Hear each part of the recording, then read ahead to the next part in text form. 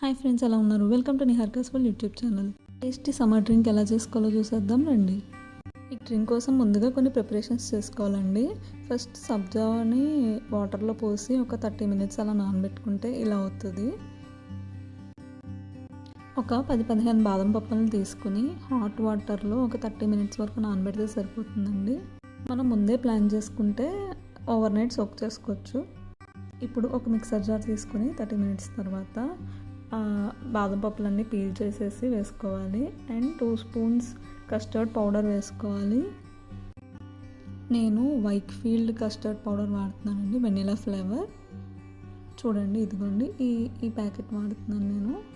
నా దగ్గర ఇది ఉంది, సో నేను ఇది యూస్ చేశాను. ఒక 1/4 గ్లాస్ వాటర్ కూడా తీసుకోవాలి.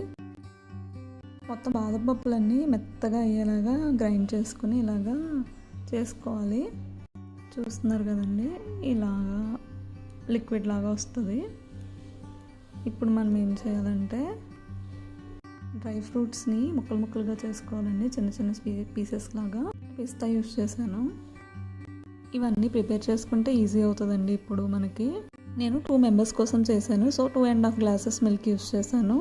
ఒకవేళ 1/2 లీటర్ ప్యాకెట్ యూస్ చేస్తే ఒక 20 ఆల్మండ్స్ వరకు పడుతుందండి. స్టవ్ ఆన్ చేసి మిల్క్ వేసి ఒక పొంగు రానివ్వాలి. ఫస్ట్ ఇలా ఒక పొంగు వచ్చాక మనం పేస్ట్ చేసుకున్న పేస్ట్ అంతా వేయాలి, ఆ లిక్విడ్ అంతా వేయాలి. వేసి బాగా కలపాలి, ఏమీ ఉండలు లేకుండా. ఒకసారి బాగా కలుపుకున్న తర్వాత కట్ చేసుకున్న డ్రై ఫ్రూట్స్ ఉన్నాయి కదండి, అది వేసుకోవాలి. అది కూడా వేసుకున్నాక బాగా కలపాలి. ఒకసారి బాగా కలుపుకోవాలి. ఒక 2 మినిట్స్ అలాగా కలిపేసుకున్న తర్వాత నెక్స్ట్ షుగర్ యాడ్ చేయాలి. ఒక 2.5 గ్లాసెస్ మిల్క్ తీసుకున్నాను కదా, సో ఒక 3 స్పూన్స్ షుగర్ సరిపోతుంది. షుగర్ యాడ్ చేసేసాక మళ్ళీ మిక్స్ చేయాలి. ఇది అంచు అంటుకోకుండా, మేగడ కట్టకుండా అంచుల నుంచి కలపాలండి. మళ్ళీ బాగా కలిపేసి ఒక 3 మినిట్స్ ఇలాగ బాయిలింగ్ కండిషన్లోకి వచ్చే వరకు కలిపితే మనకి లిక్విడ్ లానే ఉండాలి, మరి కస్టర్డ్ లాగా అయిపోవాల్సిన అవసరం లేదు. ఒక 3 మినిట్స్ చూసుకుని కలుపుకొని, చూసారు కదండి, కొంచెం ఇలా ఈ కన్సిస్టెన్సీలోకి వస్తే సరిపోతుంది. ఇంకా మనం స్టవ్ ఆఫ్ చేసేసుకోవచ్చు. పూర్తిగా చల్లారిన తర్వాత ఇలాగ ఒక బౌల్లో పెట్టుకుని ఒక 2 అవర్స్ వరకు అలా ఫ్రీజ్లో స్టోర్ చేసుకోవాలి.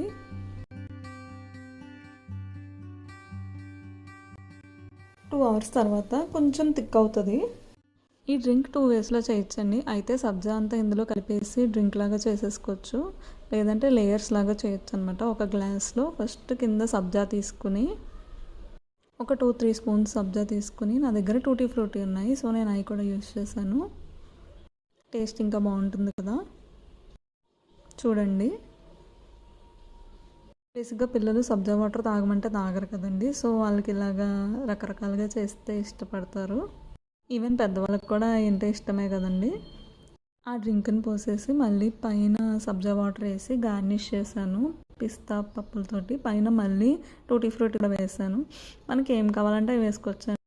ఈ డ్రింక్ చాలా హెల్దీ అండ్ టేస్టీ రెండు అండి. గార్నిష్ చేసేస్తే ఎవరికైనా తాగేయాలనిపిస్తుంది. Please subscribe to my channel.